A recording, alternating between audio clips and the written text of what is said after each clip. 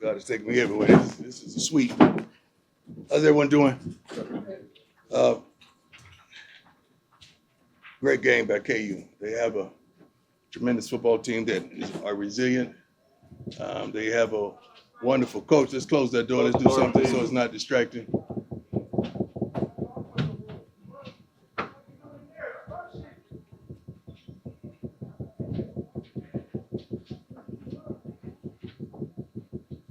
There we go. Thank you. Wonderful coach who is one of my favorites in the Big 12. I feel as though we have a tremendous relationship. He checked on me when nobody was. We exchanged pleasantries before the game, and I told him that his team is resilient. They're a reflection of who he is. They fight to the end. They're very physical. They're tough. They're tenacious. They ran the heck out of the football, which we couldn't stop, period, today. We started smelling ourselves a little bit. That's what I just told our team. We got intoxicated with the success. We got intoxicated with the multitude of articles and the assumption that we're this and the assumption that we're that. And we did not play CU football. Therefore, we got our butts kicked. It is what it is. Let's go. Nikki, go ahead. Hey, Coach. How you doing? Good. Nikki Edwards, CU Sports Report. You mentioned the deficiencies on stopping the run tonight. Right. What was kind of the mood on the sideline of trying to get it right but not quite? The move was let's stop the run. We got to do something. We got to stop. They didn't punt one time. I think during their 331 yards rushing was alarming. You can't win when a team has rushed for 331 yards on you. That's not indicative of who we've been and who we are. That is certainly not who we are, and we could not stop the bleeding. We tried consistently, but we could not stop the bleeding. That's hats off to them. They were physical. They out-physicaled us. They outplayed us. They wanted it a lot more than we did. Adam, go ahead. Missed tackles, how much did that surprise you? That obviously wasn't something that. No, that's not nothing that we do. That's not our identity. We usually get to the ball at an alarming rate, and we're very physical when we get there. The first screen pass that went for a touchdown, I believe it was like 51 yards. I was like, oh, Lord, here we go. Here we go with the dumb stuff. That's not who we are. When that happens, we own some dumb stuff today. And we got to do better. We got to do better. We got to do a better job as coaches. We got to do a better job as players. We just got to do a better job, period. Dennis, go ahead. Yeah, all your goals are still in front of you. Yes, sir. It's going to be a little harder now. Yes, sir. When do you relay that to the team? Already getting did. over this? Already did. Trust me. We just did. When you're in control of your own destiny, it's a phenomenal thing. I don't just think about football. I think about life. So the message to these young men is if God were to grant you every darn thing you needed in life, all the ability, the thought process, the connections, the visuals, and you don't do nothing with it, that's on you. And that's what we are. We control our own destiny. We fumbled it. Brian, go ahead. Hey, Coach Brian Howell. Yes, sir. Cameron, you guys have been the more physical team for several Yeah. weeks now. Yeah. Today, obviously, they were. What did you feel like was the difference there? Why were they more physical than you? Yeah, they just they wanted it more. We were smelling ourselves. They wanted it more, and that's on me. I can't let a team that I coach start feeling themselves. Can't do that. Matt, go ahead. Slow starts, another kind of issue for the offense Yeah. today. I figured if we would have had an answer, you probably would have fixed it at this point. Is it frustrating for you? Well, 21 points in 19 minutes of possession. I'm pretty good with that. Okay. I think I'll take that. We got to do better defensively. That was not the offense today. I understand what you're saying, but we got to do better defensively. They didn't punt one time. Michael, go ahead. Simone got hit really low in the first half. Yeah. How's he doing? He's good. I mean, he's been hit his whole life, man. I mean, this kid is tough. He's one of the toughest young football players that I've ever seen. Hey, Coach, Jalen Weissett.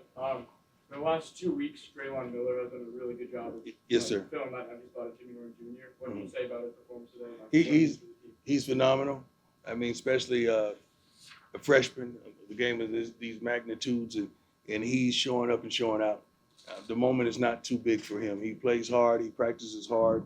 He's smart. Don't make many mental errors.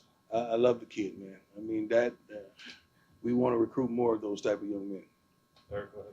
When a team doesn't perform to what's indicative of who they've been, how do you handle that moving forward? That's practice. That's a tremendous thought process, which I will have from right now all the way until we land, and probably all day tomorrow, because it's hard for me to flush things. I carry them because I'm a perfectionist. I try to see what's the problem and then administer to the problem and hopefully provoke change within the problem. That's not who we are. Truly not who we are, especially defensively. Especially defensively. Yes, sir. Coach, you've done, teams did a remarkable job of making second half adjustments Mhm. defensively. Was it just Neal being that good, or the adjustments didn't take? No. Rob called a good game, man. We got to do what he called.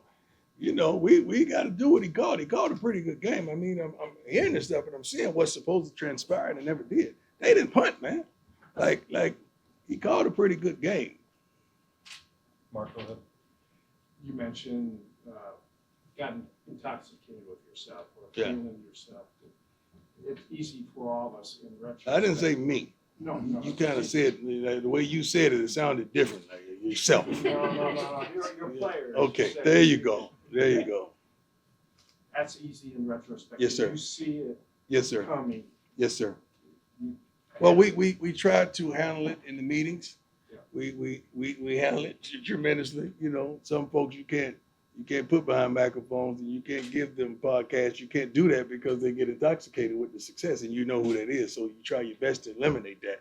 But they can't stop reading the stuff about who we are. That's a little tough. So you try to humble everything around you, and including yourself. You try your best to do such because you know what you have in the locker room. I know my kids, man. I know all of them. And I asked you a week or so ago Yes, sir. how hard it is to handle success, especially Well, with I mean, you talking about the kids? You talking about, kids. yeah, that's tough. All of them are different, man. Some are different. Like Travis handles it pretty darn well. You know, LeJohntay, Will, some of the other guys do. Some guys don't. I mean, some of the guys that really never gotten it, but now they're getting it. That's intoxicating to them. Attention is intoxicating to some people. Brian, We gotta fix that. That's on me. I gotta fix that. Brian, go ahead. Coach, the last time you guys looked like this was probably first half in Nebraska. Right. Probably the only other time you put this. Right. You responded really well from that. Does that give you confidence as a coach, knowing that these guys can respond to something like that? I never give up, right? I never do. Until that last second ticked off the clock of when I knew they were going into the kneeling, that's when I knew it was over. But I never give up on these young men because I know we have the propensity to come back, given the time frame on the score clock. But that's just wasn't us today, man. Make no bones about it. They forced us into some situations that were tremendous. They did a great job. They had some trickery involved in certain things, and the timing of them were impeccable. We just did do our job. So we real quick follow, because I didn't ask it correctly, but I meant like after this week. You guys bounced back so well from Nebraska. Well, I pray Do you feel so. confident going forward? I'm always confident, so I'm never unconfident. I know what we have in that locker room. I trust those young men to do what they need to do to recover. And it's a terrible feeling. You got to understand. I just saw their faces. It's a terrible feeling. It's a terrible sentiment. It's a terrible mood. They're not happy with themselves. Now they got to go read about it and hear about it and think about it. But sometimes it's the best thing to happen to people. Like after the Nebraska thing, I think that was a blessing in disguise to us, truly. Coach, you guys are at about 25% on third down the last 2 games, even with the 2 wins. Yeah. What's being done going forward to kind of address that, keep punting them off the field? If I knew we would have done it today. Trust me, that's on me. We'll get it together. We'll look better next week, I promise you. Much better.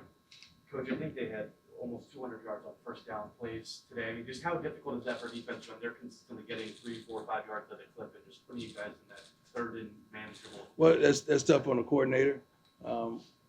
It's not like we didn't know what they were going to do. I mean, every play that was called, I mean, you could hear it in the headset. You know what was coming. We just got to take care of it. We just got to do a better job in preventing it, and we did not do that today.